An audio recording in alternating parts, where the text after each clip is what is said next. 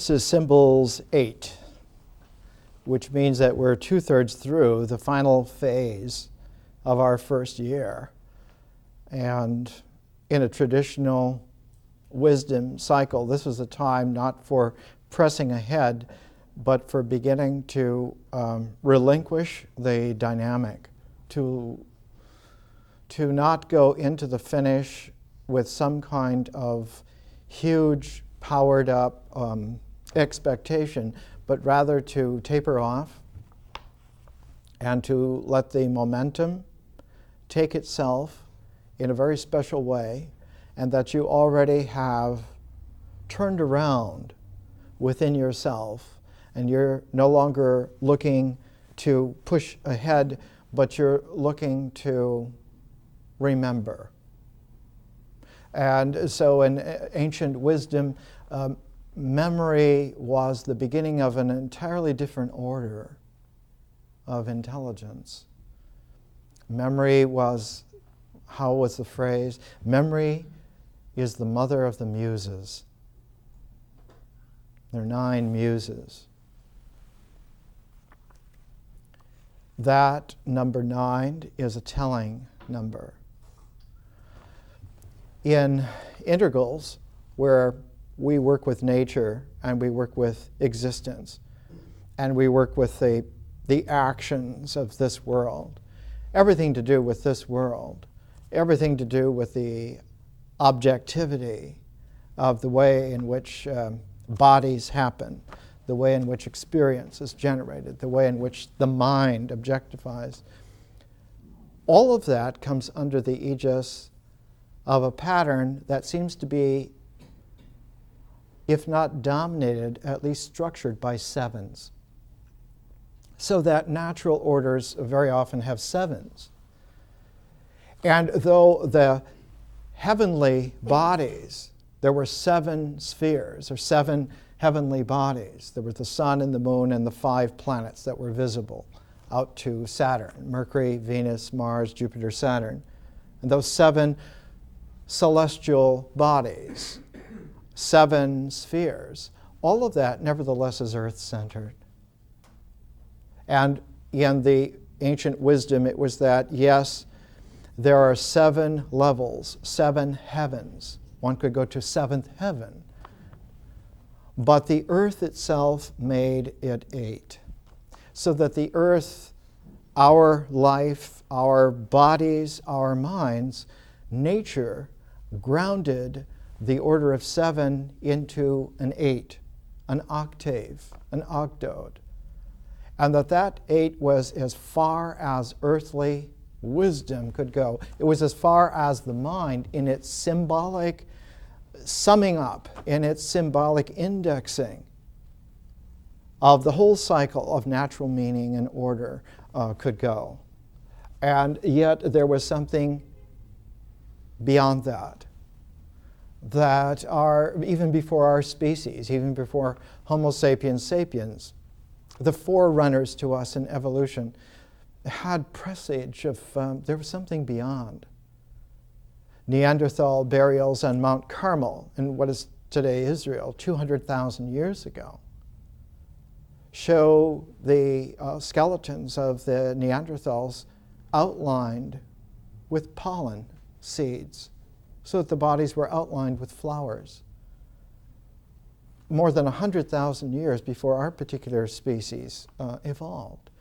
So this goes back to ancient times, so that there was something beyond. And so the 8, which can be written vertically like this, 8 was, in an integral sense, an aspirant culmination. One had the 7 spheres, the 7 stars, the 7s, and then the 8th would be the culmination, the perfection of that. But something beyond, which had no way of being numbered initially. The 8 would be put on its side so that you can get an infinity sign. What's beyond 8? Infinity. We don't know what that is. It's not numerable. It's not codifiable. But yet, as soon as visionary consciousness was able to return from the beyond back to the mind with some transcendental experience, with some trance experience that could be remembered, that the mind gained not only its symbolic integral capacity, but gained the functioning of conscious memory. As soon as the mind began to fill out enough to have a space for remembering, then there was a possibility of not just the natural order of 7, but the heavenly order of 9. Offensive though it may be.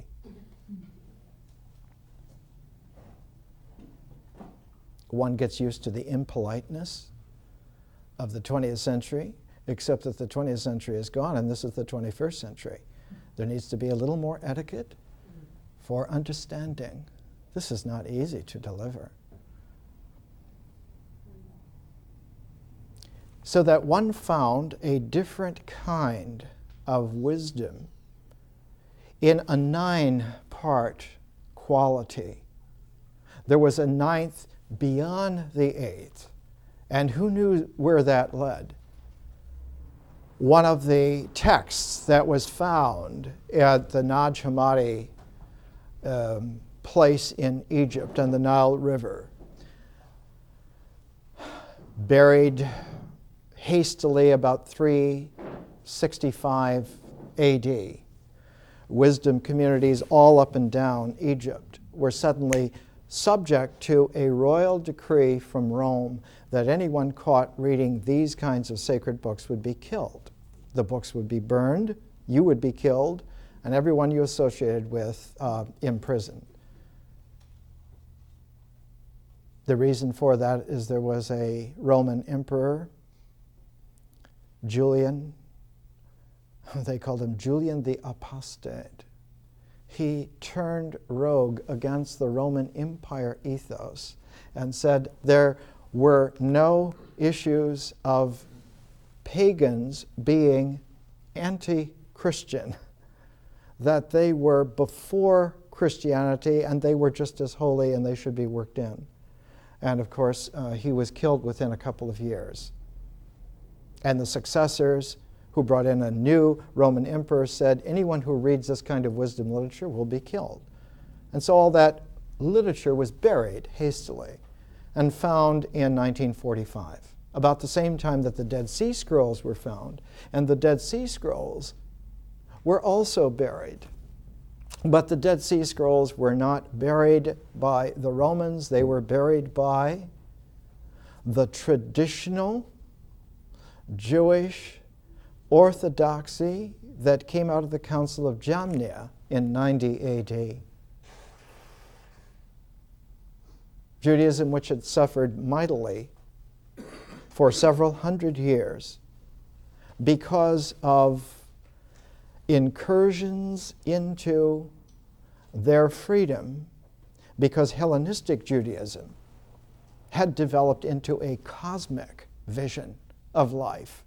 And out of that Hellenistic Judaism came a whole spectrum of revelation, and Christianity was just one part of that. And the Roman Empire, which was killing Christians, was also killing Jews, and so there was a motive for separation. The Jewish and Christian communities must be separated. And so before the Christian communities took upon themselves to adopt the name of Christian, was first used in the city of Antioch, used by people like Paul about in the 50s AD. The Jewish sages got together at a place called Jamnia and decided we need to separate ourselves from these people. They're dragging us down.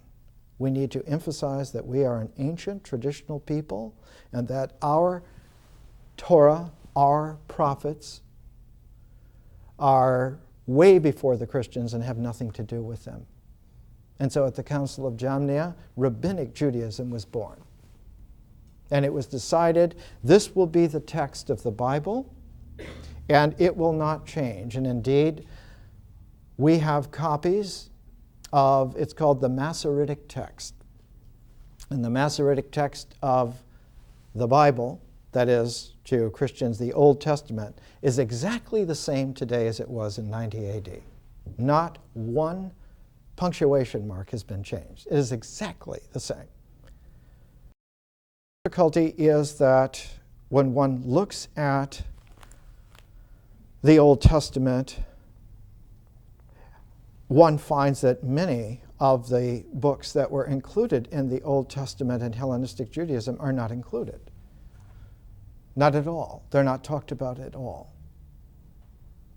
And the same for the New Testament. Many books that were originally a part of the New Testament were not brought into the canon of accepted works. The whole idea of 4 Gospels was actually done about 130, 140 AD. Before that, there were many Gospels, many stories of what had happened. And the selection of just 4 was a decision in Rome over 100 years after the events were completed and finished.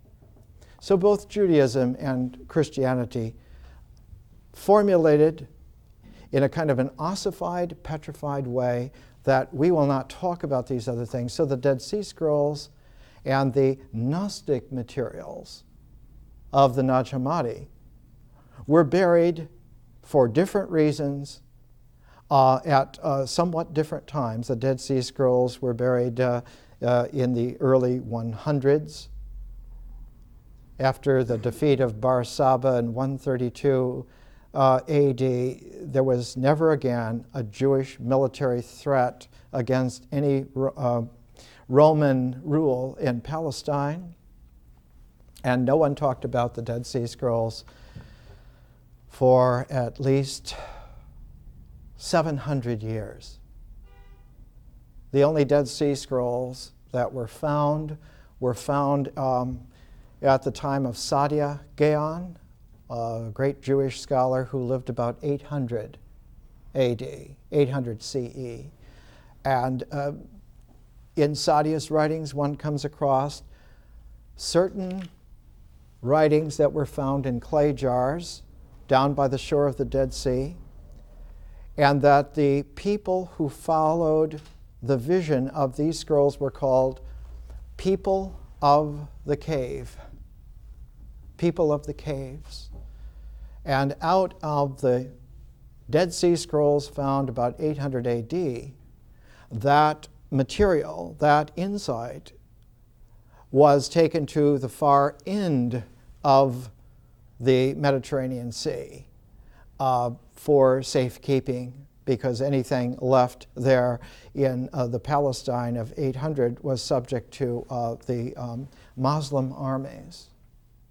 And so the Dead Sea Scroll material of 800 AD was taken to Spain, and it's in Spain that you find the beginnings of Kabbalah.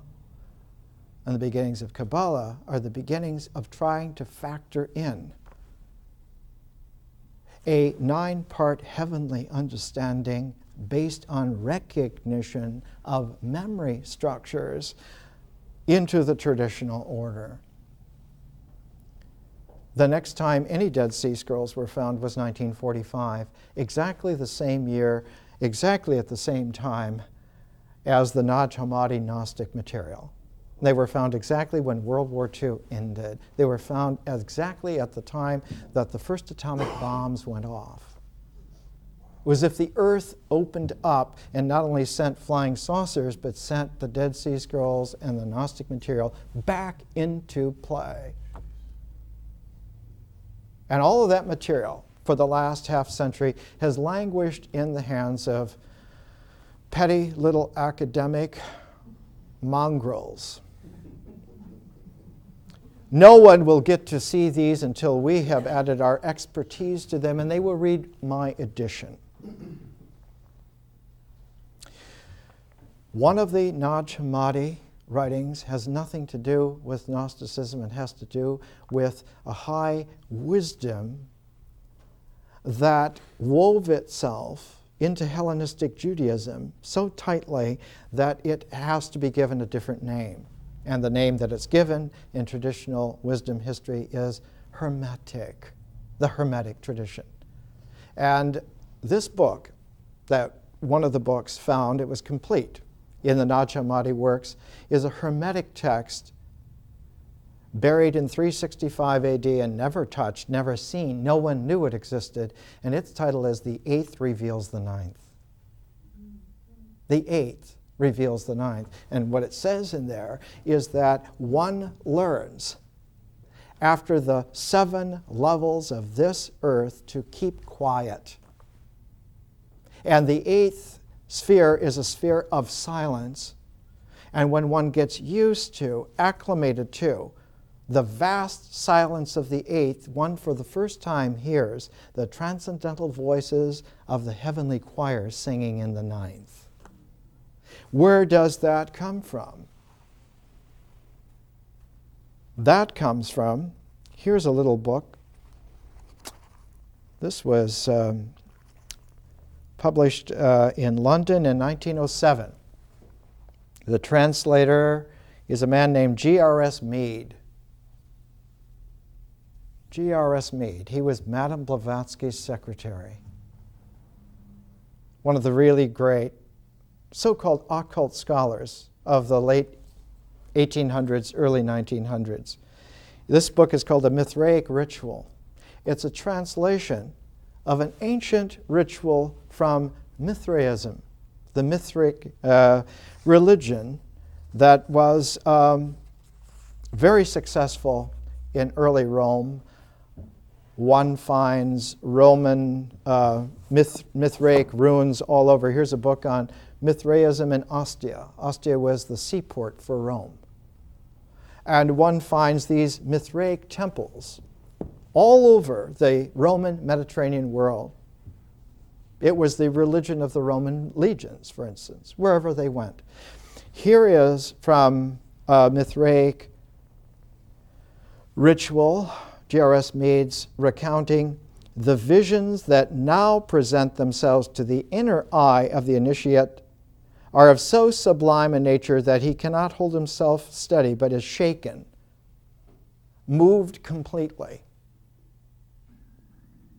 It's as if there is an outer eye that looks out upon this world, but there is an inner eye that looks upon an inner world. What is that inner world? That inner world is the space of the mind. But if the mind is addicted to seeing images based on things of this world, it can't see any other way. It only sees in a habitual way. But just as the ear can be trained to acclimate to silence, the inner eye can be acclimated to see without images. Hence the ancient Jewish demand, make no graven images of God. You will have no chance whatsoever to see God, because God has nothing to do with images from this world. And so a place of worship shall have no images of God whatsoever. So that the inner eye gets a quietness and is able to see for the first time something which was invisible before, something which was never there for you before. And all of a sudden, just like the ear that has become acclimated to perfect silence, will not hear perfect silence indefinitely, but will begin to hear celestial music. Where does that music come from? It doesn't come from any instruments out there. It comes from a remembered music that was there before the mind got addicted to external things. So that the learning on that level is a learning called learning by recognition, not learning by cognition. learning by memory. And memory as the mother of the Muses. A 9-part order, not a 7-part order. But just as the 8th was a culmination of the 7, the 9 has a culmination in the 10. But the 10 is not written as a number, but is written as a set, as the primordial set of 1 and 0. 1 so that it's something that counts, 0 so that it's an order of unknown potential. Because you can add more zeros, and each time you do, the order replicates, clones itself, but in a multiplication way. So that you can write 10 with a 2, and that's 10 times 10. That's 100, 2 zeros. Or you can write 10 times 5. That's 5 zeros, 10,000. We know today in math, we call this algorithmic orders. They're ordinals. And they're ways of adding powers to numbers so that instead of numbers being arithmetical exclusively, numbers are still capable of being arithmetical, but now they're capable of being mathematical. That higher powers of the mind involve mathematics.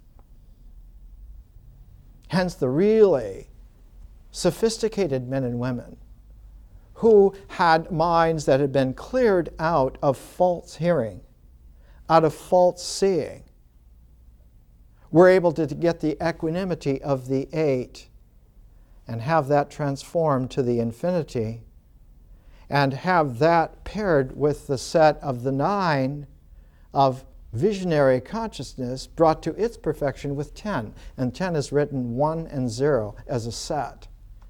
That 10 is not so much a number primordially, like 1 through 9, but it is the beginning of a set that has a ratio of number to orders. And so the men and women who were able to see in this way, able to hear in this way, were called mathematiki in the Pythagorean mystical communities.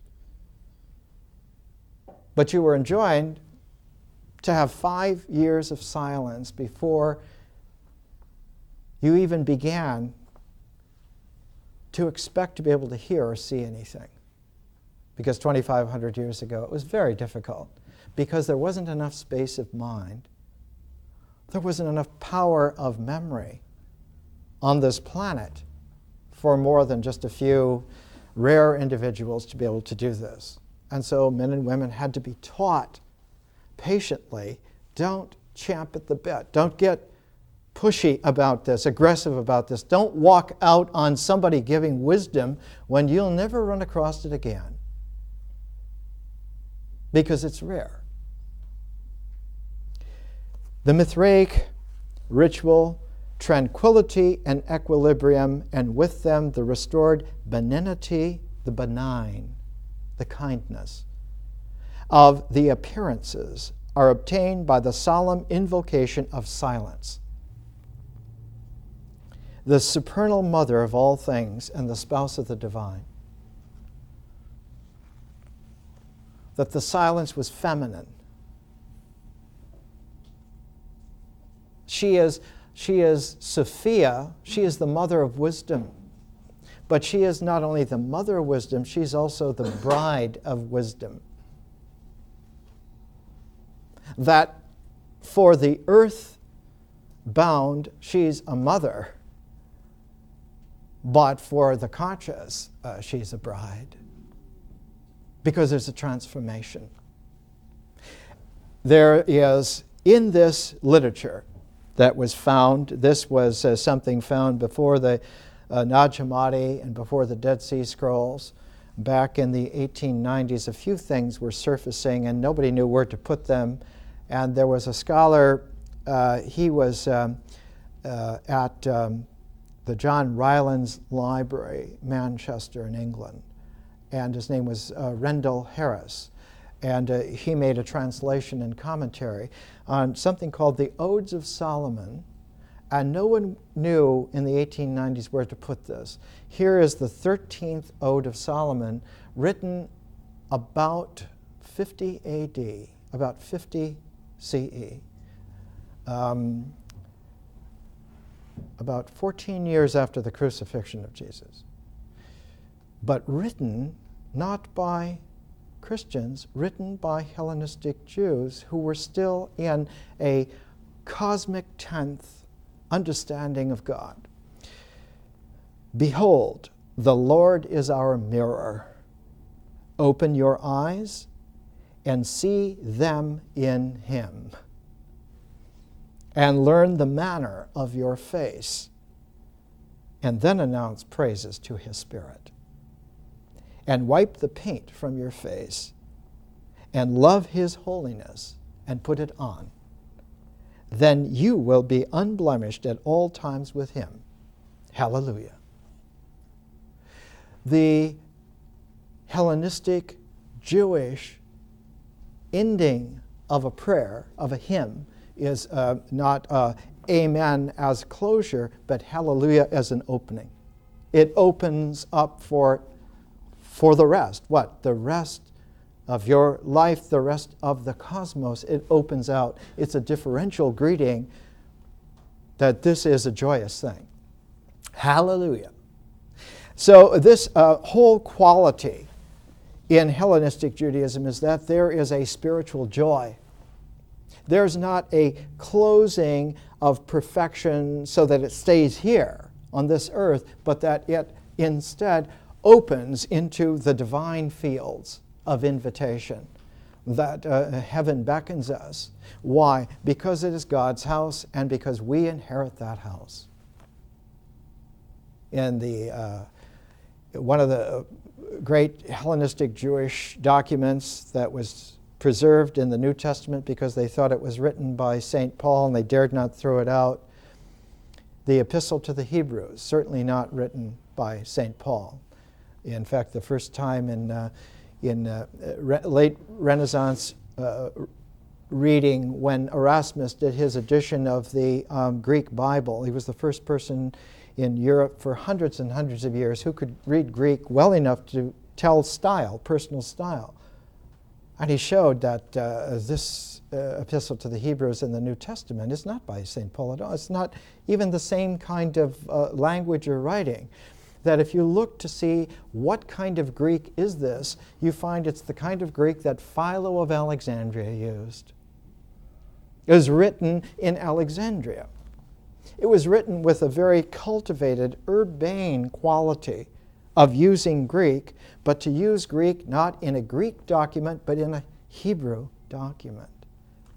It used a Hebrew structure of literature to give form to a Greek subtlety of language and nuance. And so it's a very peculiar kind of thing. You only find it.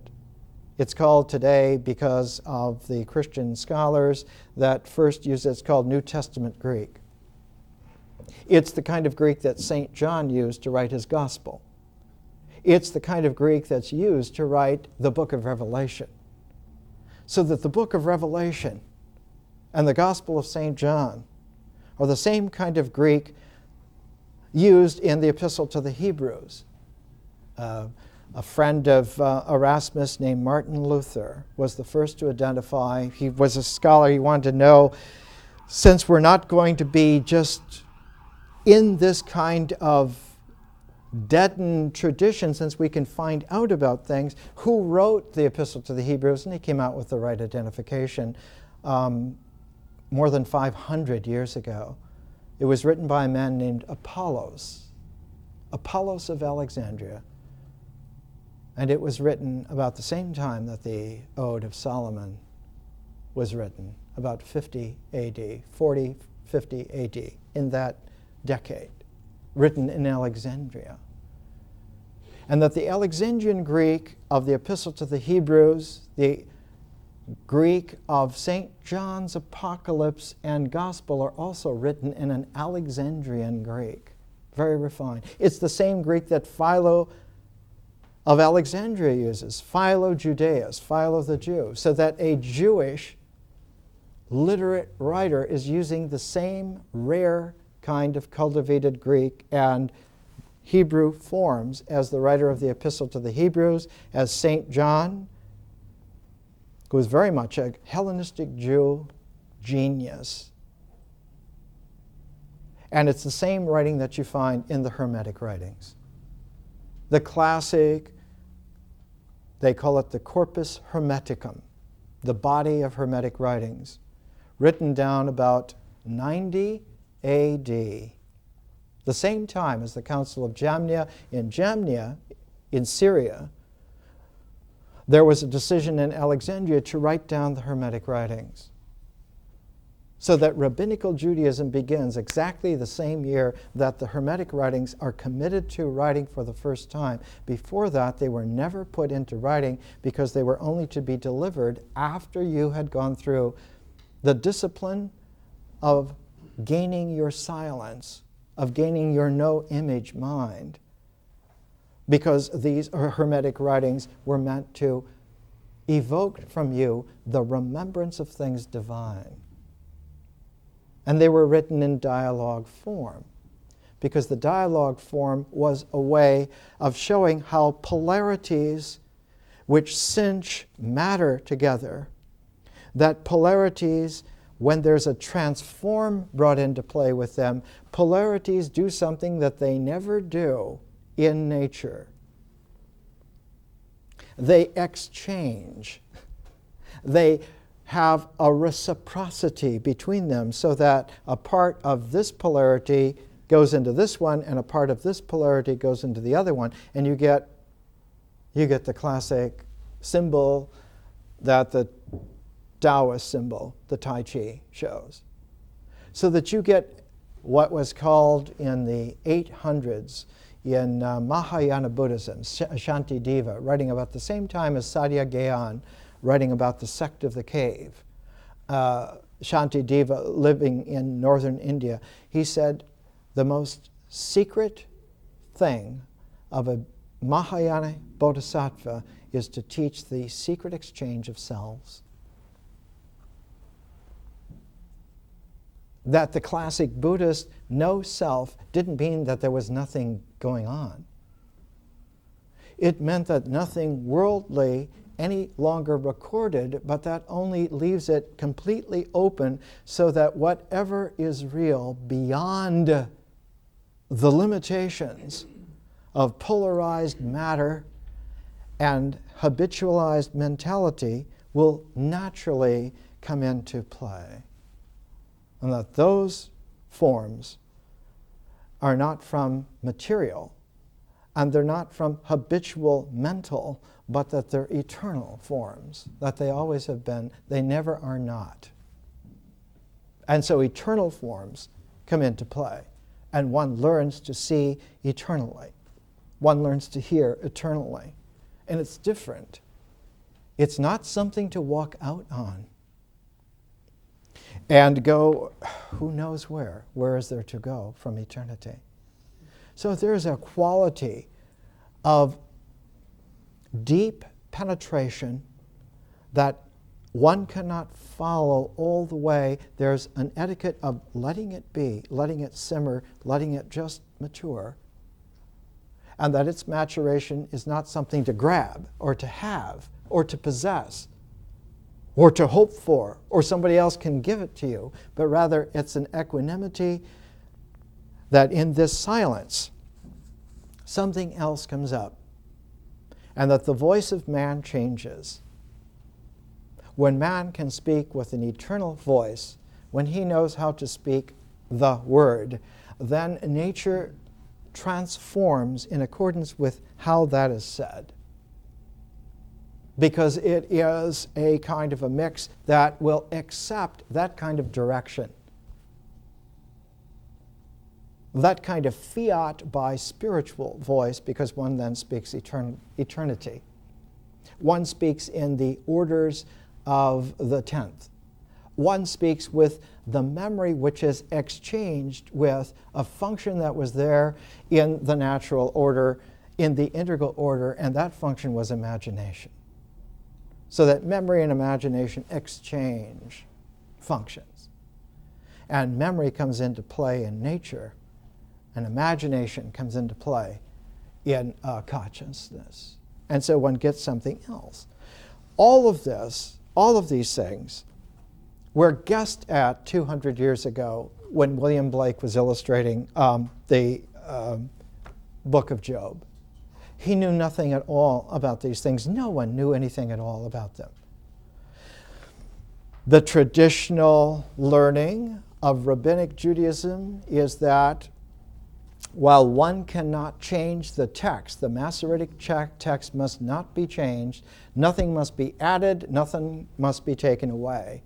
But in order to foster the refinement and the possibilities of development, one can have commentaries. One can have learned commentaries. And over 2,000 years, a whole series of commentaries have been built up.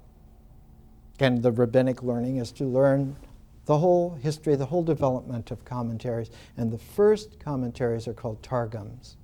Targums. Commentaries on books of the Old Testament. Targum on Ezekiel. And that the deepest learning was to master the targums because you cannot change the text. And so the targums are an addition to it, and they were always assumed to be developments after the sophistication had grown over several hundred years. And then one of the things that were found at Qumran with the Dead Sea Scrolls was a Targum of Job that dates from 100 BC.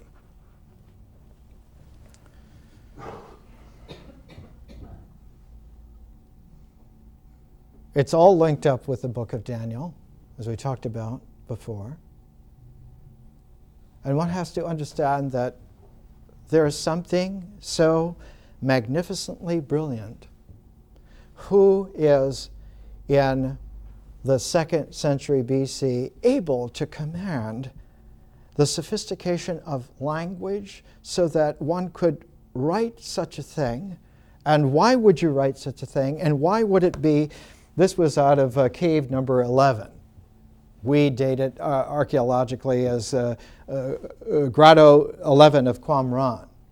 And it's abbreviated 11Q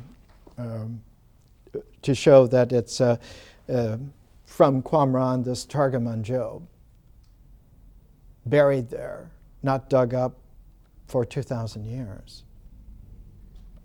It shows a kind of language learning that somebody at that time, 2,200 years ago, was enormously learned and cultivated and bore a remarkable family resemblance to the writer of the Epistle to the Hebrews.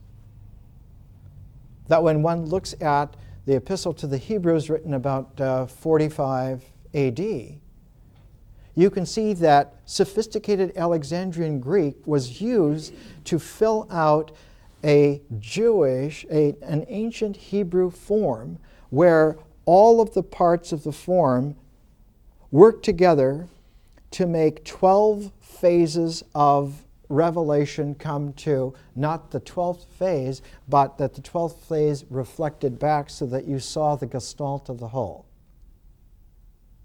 So that the final phase of understanding was that it revealed what you were looking at all this time, what you were hearing all this time. Ah, that's it.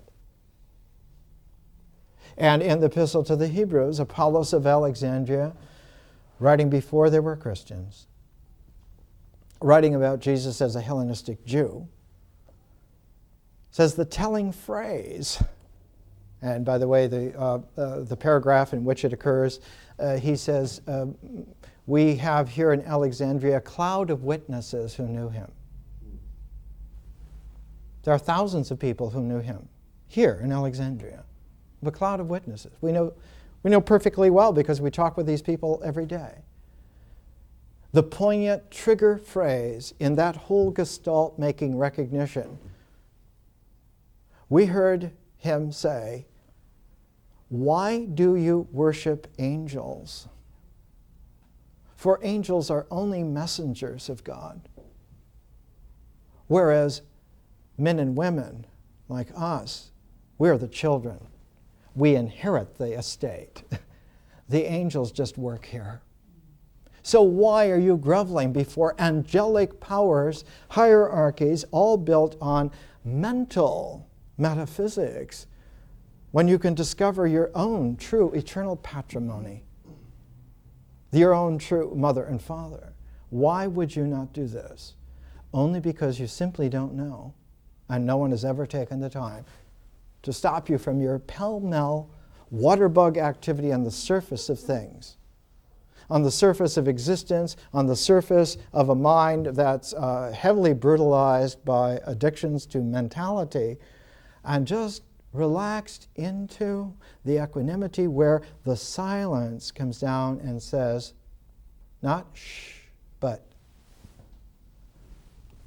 one looks up and in. And in that curve, in that kind of a retrospective pivot, the Greek term was metanoia. The mind stops looking out for confirmation and begins to look in for presence. So that instead of having certainty based on argument, you don't have to have arguments. And you don't have a hunger for certainty. And it isn't that one just knows. It's that one is also. That the existentiality also occurs. The mind knows, but the body is. And this is a quality which Blake, in his mysticism, was convinced must be there somehow, but he couldn't find a way to express it because what got into his way, and everyone's way at the time, was the realization that we are larded up with old false mythologies and old false symbol systems, and we need something like a new mythology with a brand new symbol system, and if we had that, maybe we would have a chance to integrate in such a way that we could get to the silence easier. And so he made up his own mythology. He took the time, devoted his entire life to it, and made a new mythology and a new symbol system. It was Blake's form of the French Revolution. The French Revolution, which said all the time previous to us ends, and we start with the year 1. And Blake, towards the end of his life, meant for the illustration of the books of Job to be that in a visionary way. This is the first vision. This is the very pristine first vision. But it has something to do with man's relationship with God, and what gets in the way is the obfuscating veil of images from this world that culminate in the Satan, that culminate in the pictoriality of the liar. In Hellenistic Judaism, the Satan is very often referred to as Belial, the liar. Because as long as you were baffled by lies, you could never know truth. You wouldn't know it even if someone told you. You would walk out onto the streets of sunny Los Angeles thinking there's something more interesting to hear. Let's take a break.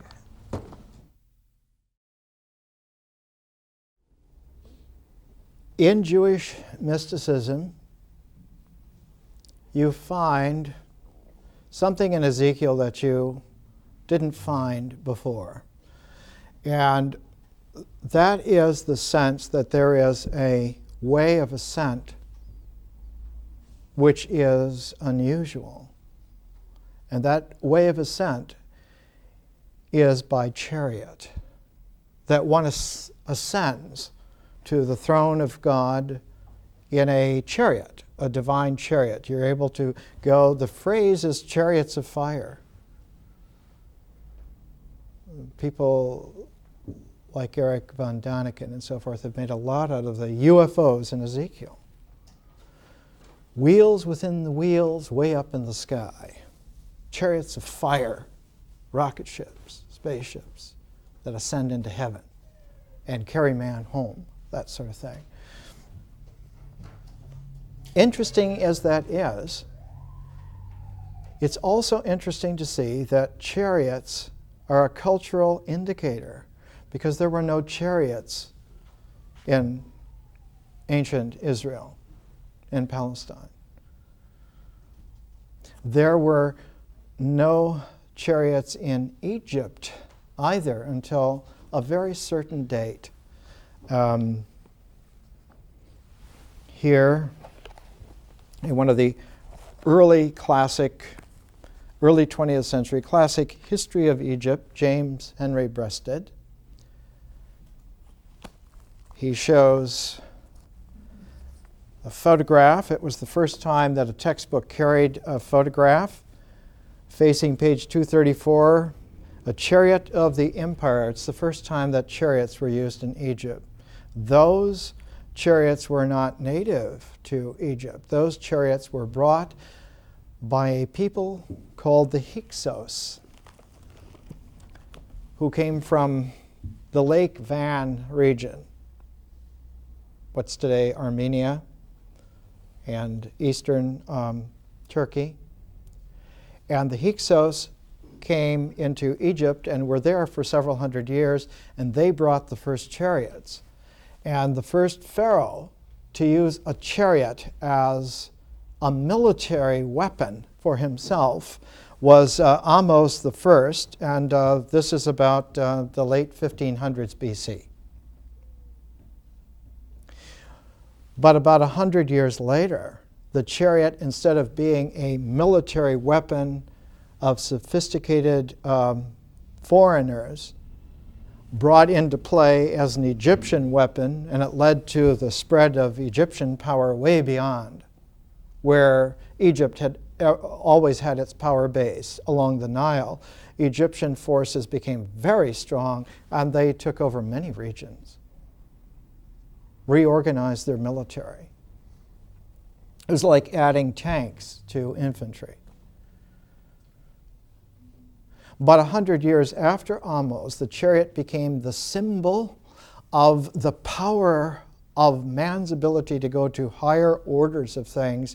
And the pharaoh who came about 100 years later, who used the chariot as a symbol by which one could ascend to the one God, the sun god, was Akhenaten. And so the symbol of the chariot as a spiritual vehicle of going on high, intact, for 1,000 years after that became the great symbol which influenced all of the cultures, all of the peoples who came at one time or another under the Egyptian influence. One of them was the early Greeks, who made Apollo the driver of the sun's chariot. The sun was Apollo's chariot. Apollo, who was the god who was the 10th in the order of the 9 Muses. That while there are 9 Muses, memory is the mother of the Muses, and those Muses dance in a celestial harmony that's collected together by Apollo, and he's the god who drives the sun as his chariot. And so you have this tremendous relationship. This relationship that then dovetailed and blended into something which the Egyptians by themselves never had. And that was the insight that you have here. In a kind of secret exchange, you have 2 different orders of divinity that come together and braid together and cinch together. And those 2 orders of divinity come from ancient Iran. And they braid together in such a way that one can speak of God in a singularity, even though it's 2 brought into a new whole. And the name of the Iranian understanding of God from that is Ahura Mazda. But there was a time in ancient times when Ahura is different. Mazda is different. Mazda is splendor. Mazda, splendor of the sun. Ahura was a transcendental, invisible wholeness which comes in and lends presence. So that one not only has an integral, but one has an integral whose radiance carries the vibration of interchanged centers. So that one gets a vivified vibrancy. It's the difference between water and wine. Nature can make water, for sure. Hydrogen and oxygen, those atoms go together. They exchange electron orbits and they become H2O.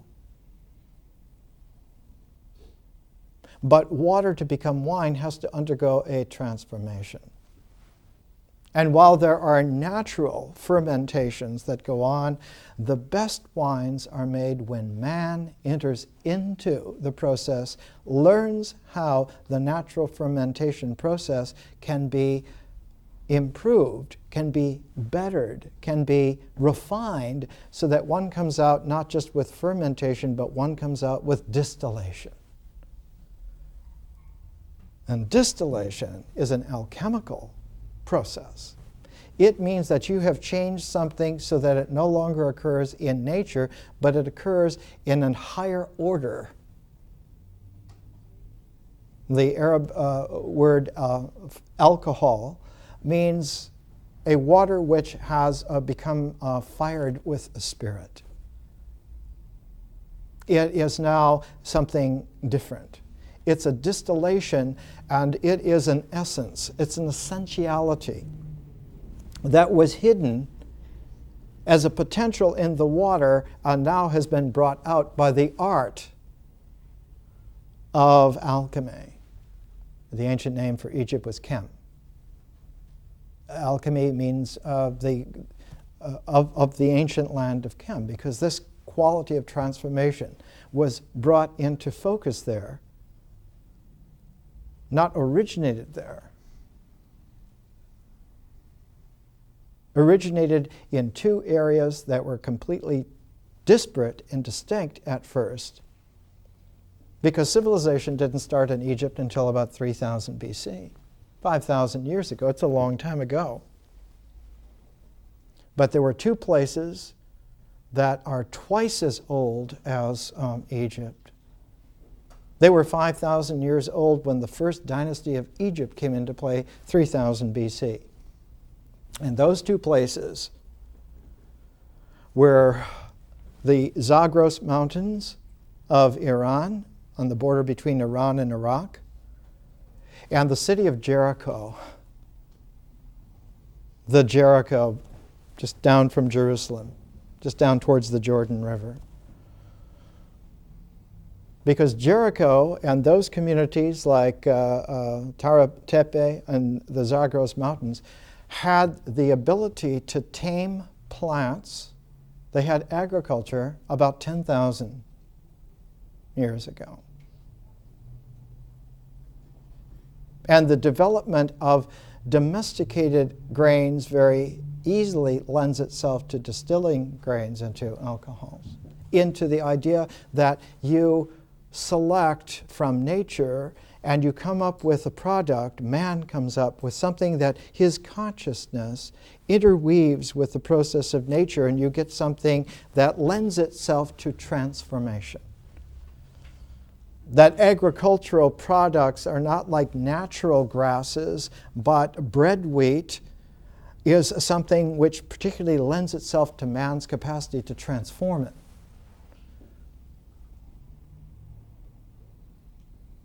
And that there's a responsibility for man, because the double mutation that makes bread wheat takes away its natural ability to seed itself. The old goat grasses always had a part of the chaff. The chaff that was like, when it dried, became like wings, and the seeds of the natural goat grass, like California ryegrass that you see, seeds itself naturally in the wind. But when that natural goat grass undergoes a mutation, so that there are more kernels. The energy and the stuff that went into the chaff goes into making the kernels. And when it undergoes the second mutation and bread wheat comes out, all of the energy of the plant goes into the fruit, the seed. So bread wheat is very heavy, and its shafts are nothing but just little spikes. They don't catch the wind, they don't carry. So that bread wheat will not fertilize itself naturally. It takes the hand of man to do that. So all of a sudden there's a new symbol. The symbol of the person in the springtime seeding for the future harvest. And that bread wheat, when it's harvested, a portion of that has to be set aside, not used, set aside so you can seed next year. So the whole thing of the cultural transformation that's involved in this happened in those places 5,000 years before Egypt ever came into any kind of dynastic beginnings. And we're talking about Akhenaten that comes just 3,500 years ago. The symbol of the chariot is like this whole notion that man can make something by which he can ascend. And 1,000 years after that image comes into play in Egypt and becomes a spiritual symbol, it has its era when about 500 BC, 5 to 550 BC, all of a sudden the spiritual symbol of the chariot influences several cultures at the same time. It influences the ancient Jewish mystical visionary prophetic tradition in Ezekiel. And about 100 years later, you find it used in one of the dialogues of Plato. The myth of the chariot is a description of the vehicle by which philosophic dialoguing matures both so that they together become not teacher and student, but both are students of a wisdom which they disclose in the mutuality of their trust together. So that Socrates is not a teacher instructing someone, but he says we have to become friends. We can only learn together. Because our capacity to learn is not something which is just limited to us, but is a gestalt that's made by connecting all the dots between us. And if we don't work together at this, then it will not be there. Neither of us alone can make it be there. If either of us alone did that, it would be just a projection and it would be an illusion.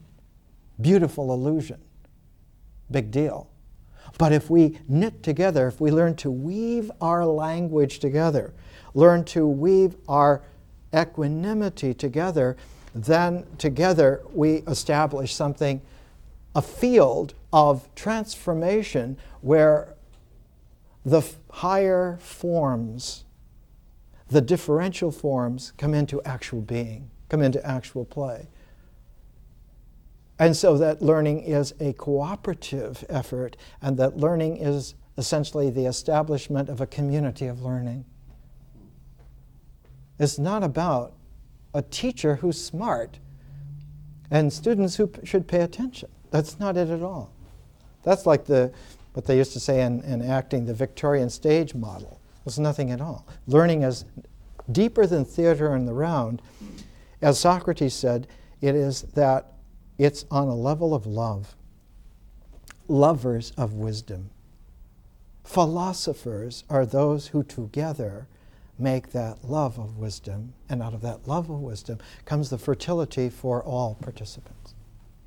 The fertility for what? For having that presence of remembered consciousness come back into play, so that one's own life then has that.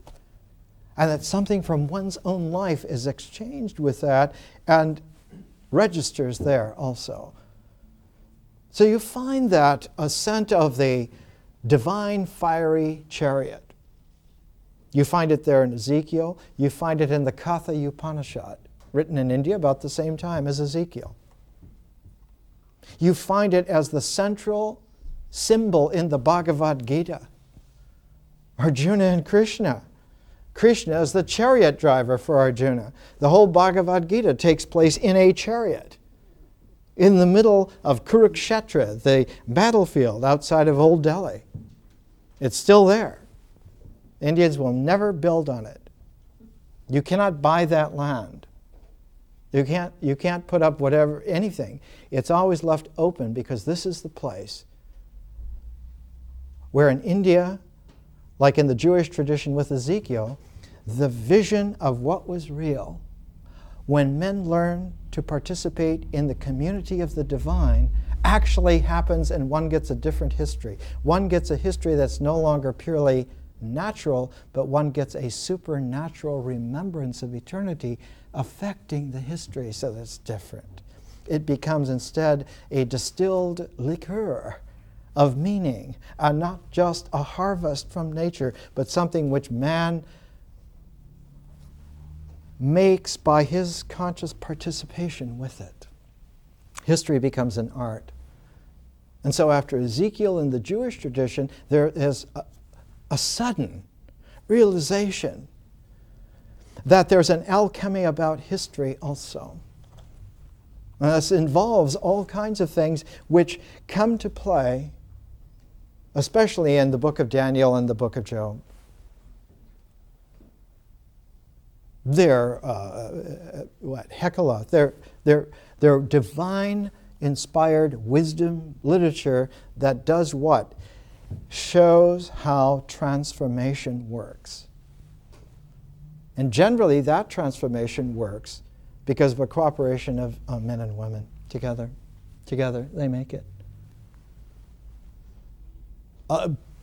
Grouped together with Job, in the Hekaloth you'll find the book of Ruth, you find the book of Esther. Why are those books in the Old Testament? Why are they in the Bible? Why are these women's stories so important? And one finds also that in the late Hellenistic Jewish understanding of Job, not in the book of Job as it was selected out at the Council of Jamnia and put into the Masoretic text, and that's it. But the further development, because there was a living distillation going on with these men and women. And a little bit later from the Council of Jamnia's time, maybe a little before, but it was excluded, is the Testament of Job. And you can find these things are reprinted. There's a great 2-volume set published in the mid-1980s. The Old Testament pseudepigrapha. Pseude means false, epigrapha writing, false writings. Meaning false writings by who? By the guys who are making the decisions back then that this is admitted under rule of law and this is excluded, no recounts. They're always Elizabeth Harris's.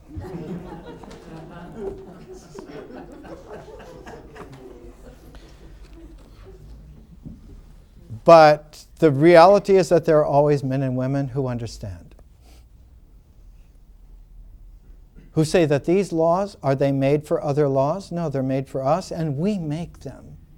And we change them. And there are times when it's really radically necessary not just to change them, but to transform them. That those social structures that have been working all this time, we've come to a maturity where they have to not just be changed, but they must be transformed. And we know how to transform. We know how to distill. And out of that distillation will come the process of transform.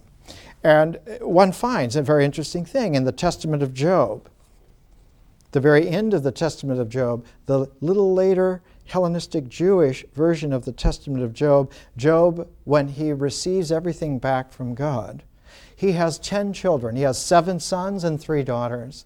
And the 7 sons inherit all of his worldly goods. And the daughters say, well, are we not your children also? And he says, you inherit from me what's in those 3 gold boxes. Go fetch them and bring them. And the 3 daughters take the signet ring. Job gives his signet ring, which was the way that you opened the sacred vault. That's what an amulet was for. It sealed that vault wherein the real treasure was put. Usually it was something in the mind, and it was the recognition of the symbol on the signet that would open the mind so that you would remember. Take the signet ring, go to the vault, and bring the 3 golden boxes so that I may give you your inheritance. So the older daughter, Hermea, comes back, and she and her 2 sisters, the 3 daughters of Job, see him open these boxes. And he opened them and brought out 3 multicolored cords, phylacteries, cords that you wrap yourself with to pray. 3 multicolored cords whose appearance was such that no man could describe, since they were not from earth, but from heaven. Shimmering with fiery sparks, like the rays of the sun. And he gave each of them 1 cord, saying, place these about your breast, so it may go well with you all the days of your life. And at first they don't understand. They say, well, our brothers have everything, and you just give us these. He says, put them on and then try, and then see. And when they put them on, they see in such a way that those worldly things were like the natural grasses that have most of the energy into the chaff. Whereas what they have now is something distilled, where what they do carries the heavy weight of the fertility of conscious forms made by man's spirit, interweaving with nature and changing it into something heavenly. All of this material, quite suspected 200 years ago, but no one knew. The traditions were so scrambled, no one could trust them in any form. And yet they all contained tantalizing bits. The development of the chariot as the royal symbol of the divine ascent to the solar self. In the time of Akhenaten, his wife Nefertiti became the prototype of a mystical pharaoh. And their whole place, the city of Amarna, all of those letters at Tel El Amarna were not discovered until early 20th century. Here's the first of 6 volumes, El Amarna, 1903. And no one knew that all of this stuff was there. But it is the quality of the exchange of love that's the key to spiritual form. It doesn't have anything to do with getting. It has to do with sharing. So here's Blake working on trying to find a way to do this, and one of his favorite phrases he put in pencil. He had a book by Emanuel Swedenborg about the wisdom of angels. Remember now, angels are they just work there. It sounds so strange because everyone is inculcated with, oh God, the angels. Oh man, they have swords of fire and all of this. They're employees. Blake pencils in to his copy of Swedenborg when Swedenborg is writing about how our quality of understanding has secret changes made in, and Blake writes, yes, God becomes man so that man can be with God where he is. That there is that exchange. And that man is not divine because all of a sudden he's the big cheese. He's not the honcho. He's the participant in the sharing. He is a part of the love that goes both ways and participates in that. So that the spiritual community is actually a resonance of love established.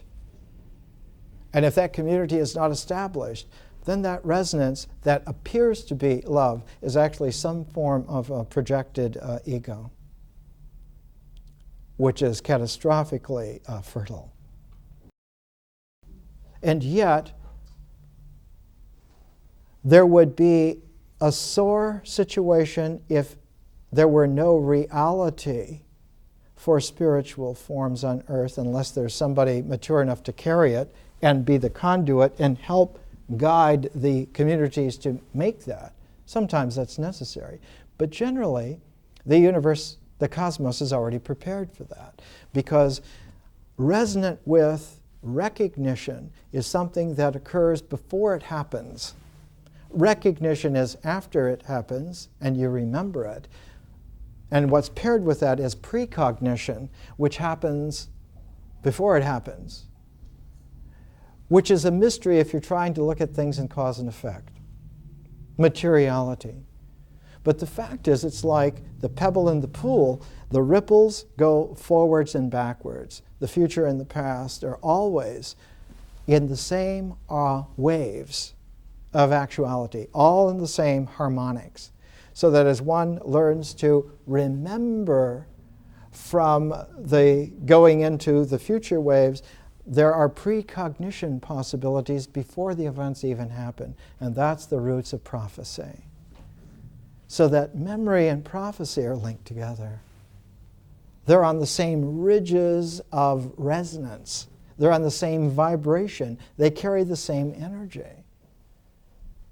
So that a prophet like Ezekiel senses the future not by guesswork, but by extending in a fullness from where they are. And of course, the great mysterious prophetic quality in the Old Testament is Daniel, the book of Daniel. And that somehow the book of Daniel is linked with the apocalypse, the book of Revelation. That the book of Revelation is the ultimate apocalypse, remembering of the cosmic meaning of all of this. And that the book of the apocalypse and the book of Daniel somehow go together. And we've talked several times. This is a study and a translation, Sir Isaac Newton's Daniel and the Apocalypse. He spent the last 30 years of his life trying to figure out what the connection was.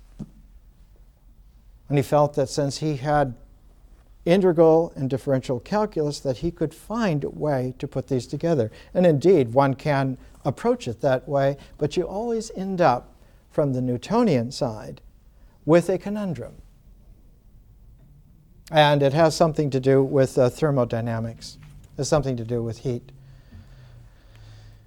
You have to shift and realize that it's not heat. It's the electromagnetic spectrum as a whole that is the indexing set. And that there's such a thing as a whole other order of that called the magnetoelectric spectrum. But of course, that hasn't been developed yet. One of the great classics towards developing that, Elements of the Theory of the Newtonian Potential Function, written by B.O. Peirce, professor of mathematics at Harvard. His son was Charles Sanders Peirce, the great founder of pragmatism, great friend of William James. Blake's time, he died in 1827. He died 60 years before somebody could even write on this level.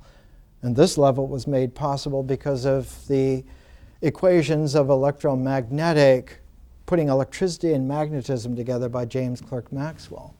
But even so, it's difficult for anyone before the 1930s even to understand what all this has to do. What does energy have to do with the forms of imagination, and how does all of that fit in together with memory?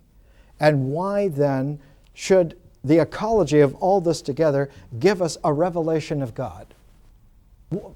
Is it not that science is at war with religion? And the answer is no, it's not it at all. There's nothing to do with that. All of that is a false thing. The key to it is the way in which history differentiates itself into sets of transformed malleability. And one of the great discoveries along this way was a critic. He was one of the great minor teachers of American philosophy, pragmatism. His name was Horace Callan. He was a friend of John Dewey's. He wrote a little study of the book of Job, and when it first came out, people poo-pooed him and said, well, this can't be. And his study, published in 1918, the book of Job is a Greek tragedy. You say, well, wait a minute. If we're reading the book of Job and we're looking at structure, okay, yes, it has a Hebrew structure. It belongs with the Hekaloth. It's a wisdom book, but it also at the same time looks like a Greek tragedy. It looks like one of those early Greek tragedies, not by Euripides or even Sophocles, but it looks like an Aeschylean tragedy, the founder of Greek tragedy. Aeschylus, who was immortalized as a person who looked so much like an eagle that when he was old, his bald head looked like an eagle's egg. And he was the founder of Greek tragedy as a form of distillation whereby the dialogue energy taking place transforms from the stage of this world fades into an invisible potency on the inside realm of the mind's space, where there's a moment, a tragic denouement, where you realize that everything is lost.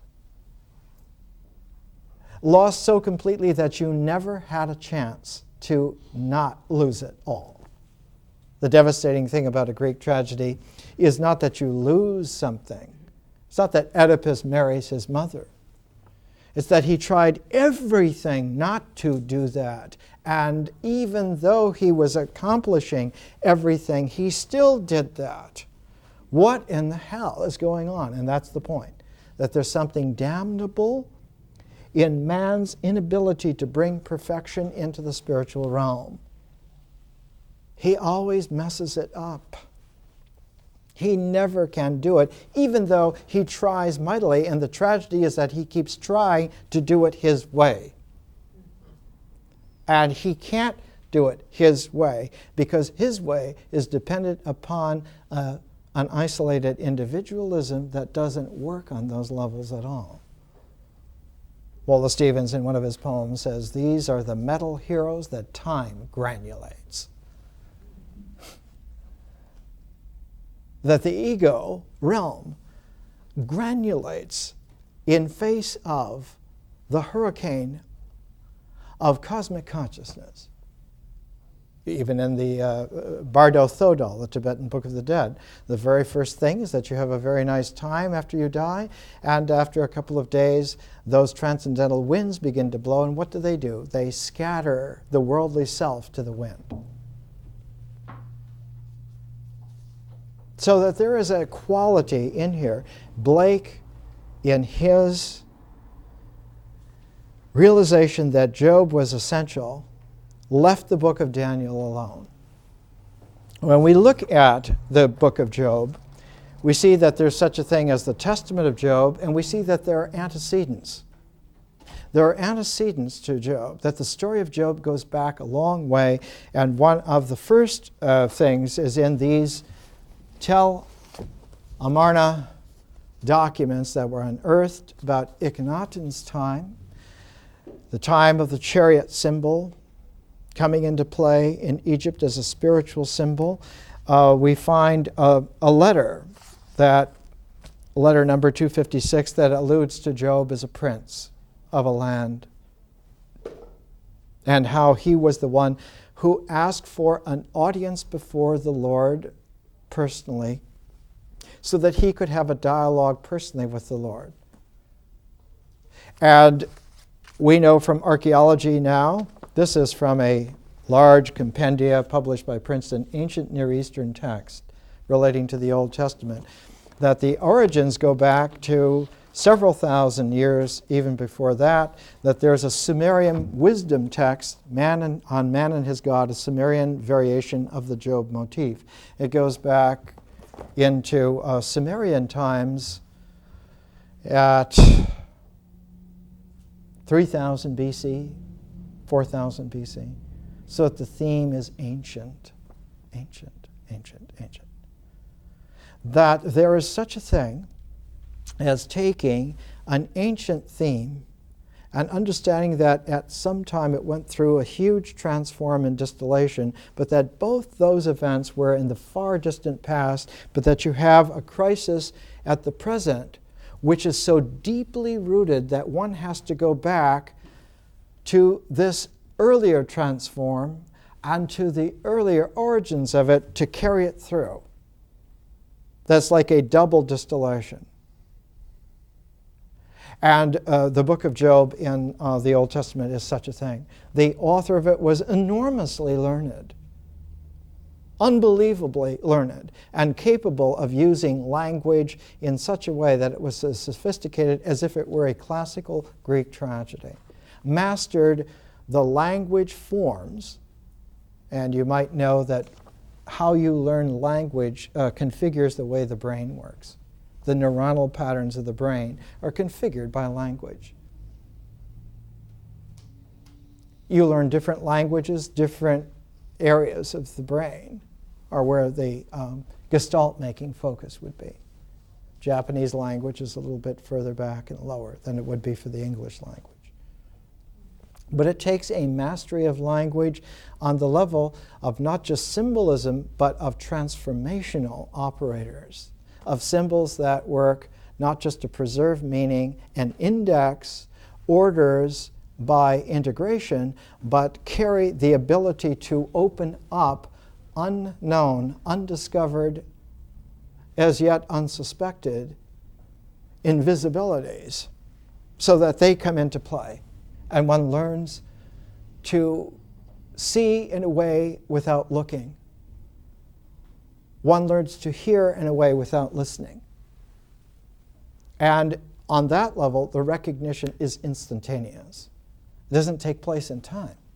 It doesn't happen in time. It's not time dated. So that what one then sees and hears is always true in the sense that it reoccurs unbidden, and it's not a function of somebody having made these preparations. It always turns out to be that way.